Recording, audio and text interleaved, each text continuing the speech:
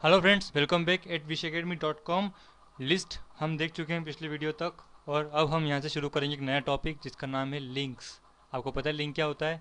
Link मतलब कि एक ऐसा टैग होता है जो इस्तेमाल होता है किसी दूसरे वेब पेज को या किसी दूसरे डॉक्यूमेंट्स को कनेक्ट करने के लिए आपके करेंट पेज से।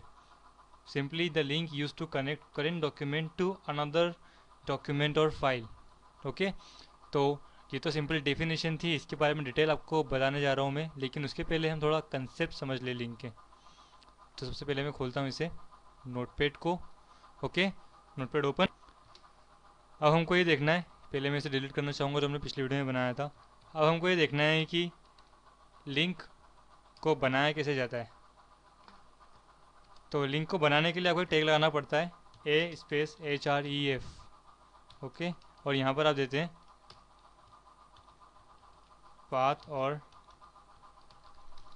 Address of your target document और फाइल। यहाँ पर आप वो एड्रेस लिखते हैं जहाँ पर आपको भेजना है क्लिक करने पर। ज़्यादा आपने कहीं देखा होगा, आप किसी वेबसाइट पर वहाँ लिखा होता है क्लिक हियर, और जैसे आप क्लिक करते हैं तो आप किसी और पेज पे चले जाते हैं। बस वही लिंक होती है, वो इसी टैग के द्वारा काम करती है। ठीक है, और यहाँ पर हम लिखते हैं एक डिस्क्रिप्टर। डिस्क्रिप्टर मतलब जैसे वहाँ लिखा होता है क्लिक हियर, यहाँ पे क्लोज करते हैं ए। आप सोच रहे होंगे क्लोज किया है ए, क्लोज ए स्पेस HREF क्यों नहीं किया? क्योंकि एक्चुअली ए टैग के अंदर लिंक है। ए का मतलब होता है एंकर, ये एक तरह का एंकर टैग होता है। ठीक है, इसके कुछ और यूज़ हम आगे पढ़ेंगे एंकर टैग के। अभी हम इसका एंकर टैग का यूज़ पढ़ रहे हैं लिंक देने में। यहाँ पर होता है पाथ और एड्रेस ऑफ योर टारगेट और डॉक्यूमेंट फाइल। यहाँ पर होता है डिस्क्रिप्टर, जैसे यहाँ पर मैं लिख देता हूँ ईजी समझने के लिए, क्लिक हियर। आप जैसे इस पर क्लिक करते हैं आपको ये चीज़ें दिखाई नहीं देती डॉक्यूमेंट पे, केवल क्लिक हियर लिखा दिखाई देता है, और आप जैसे क्लिक करते हैं वहाँ पहुँच जाते हैं। ठीक है, ये होता है लिंक। अभी लिंक दो तरह की होती है। कौन से दो तरह की होती है? यहाँ पे मैं लिख देता हूँ, लिंक हैव टू टाइप्स। कौन कौन सी होती है? एक होती है रिलेटिव लिंक, और एक होती है एब्सोल्यूट लिंक। ये रिलेटिव लिंक क्या होती है और एब्सोल्यूट लिंक क्या होती है? रिलेटिव लिंक मतलब वो लिंक होती है जिसमें आप किसी टारगेट का या किसी फाइल का या किसी वेब पेज का पूरा एड्रेस न लिखते हुए केवल उसका फाइल नेम लिखते हैं, और एब्सोल्यूट में आपको पूरा एड्रेस लिखना होता है, HTTP semi colon and all thing. तो पहले आपको इस वीडियो में बताता हूँ कि URL क्या होता है। तो देखिए आपको दिख रहा है यहाँ पर HTTPS, इस जगह पर आपको दिखाता हूँ मैं, एक सेकंड।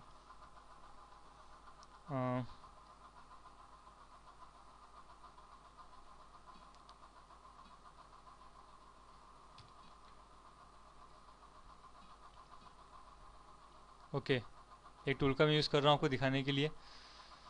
तो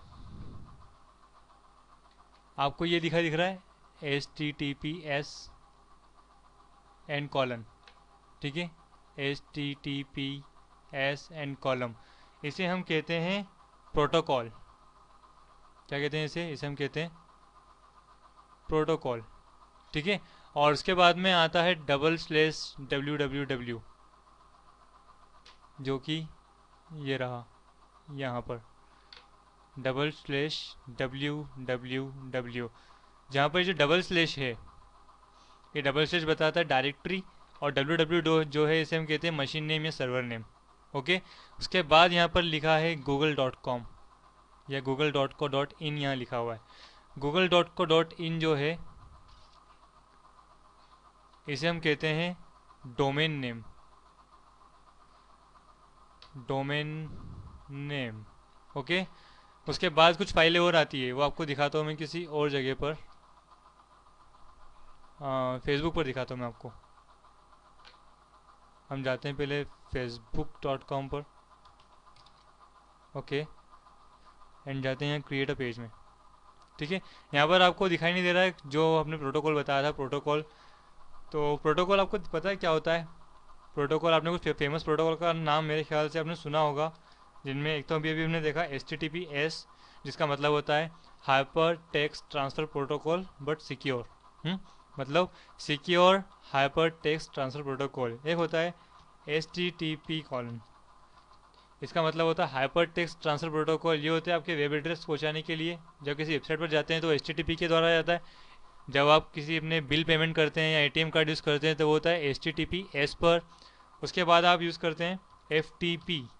FTP का मतलब होता है फाइल ट्रांसफ़र प्रोटोकॉल। इसके बारे में हम आगे पढ़ेंगे।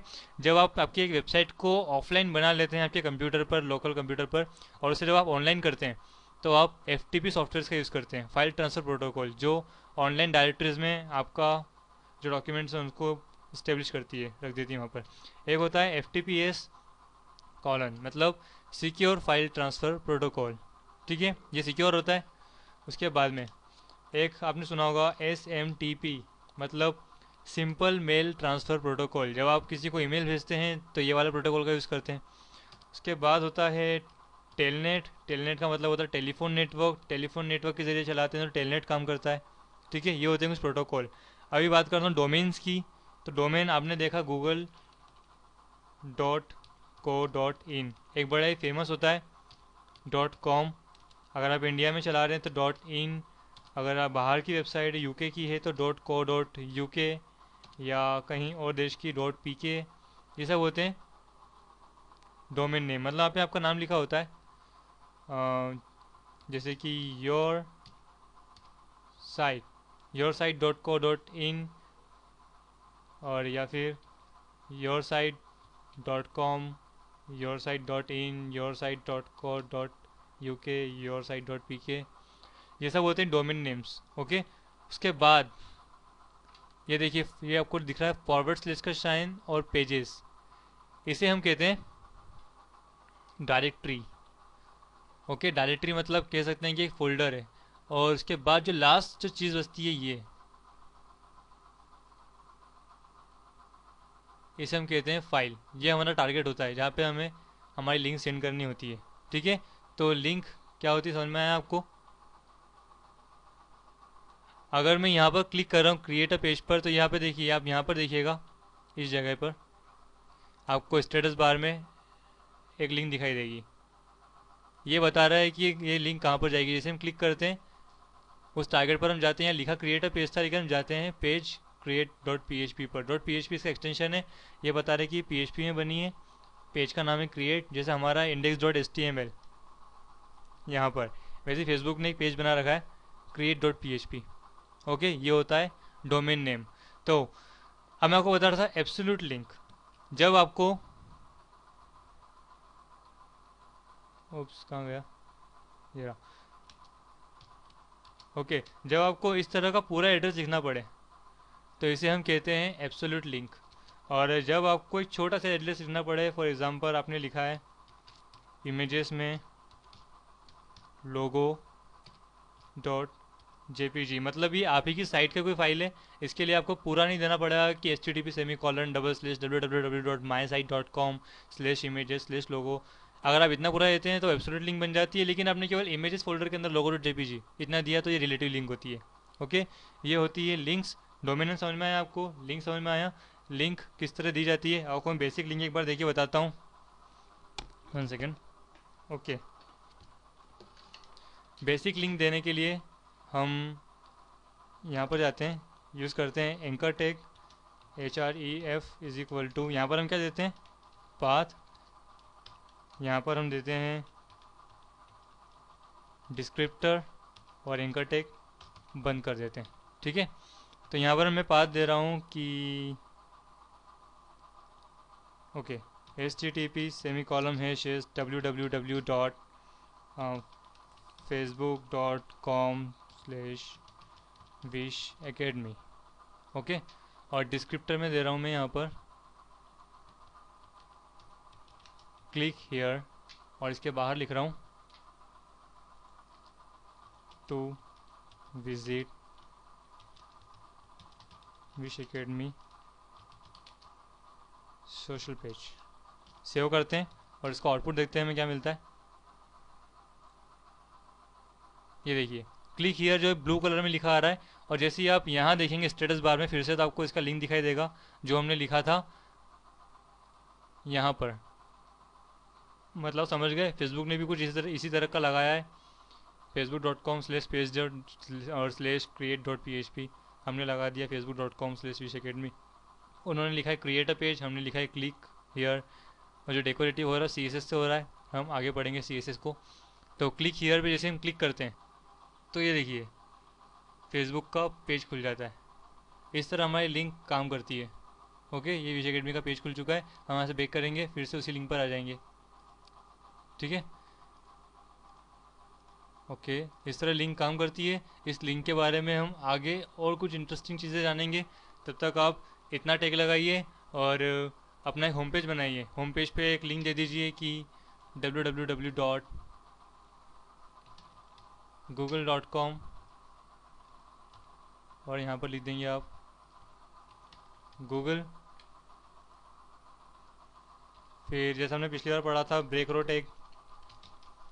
ओके, फिर यहाँ पर आप लगा सकते हैं a/href is equal to http://www.fb.com Facebook. इस तरह पेज बना लिए एंड रिफ्रेश। ये देखिए गूगल फेसबुक, ये लिंक है टू टाइप्स यहाँ से आ रहा है। ओके, तो इस तरह आप अपना होम पेज बना सकते हैं, उसको सेट कर सकते हैं और आसानी से किसी भी साइट पर जा सकते हैं केवल लिंक के ज़रिए। ओके, तो चलिए मिलते हैं बाद में अगले वीडियो में। तब तक के लिए बाय एंड टेक केयर।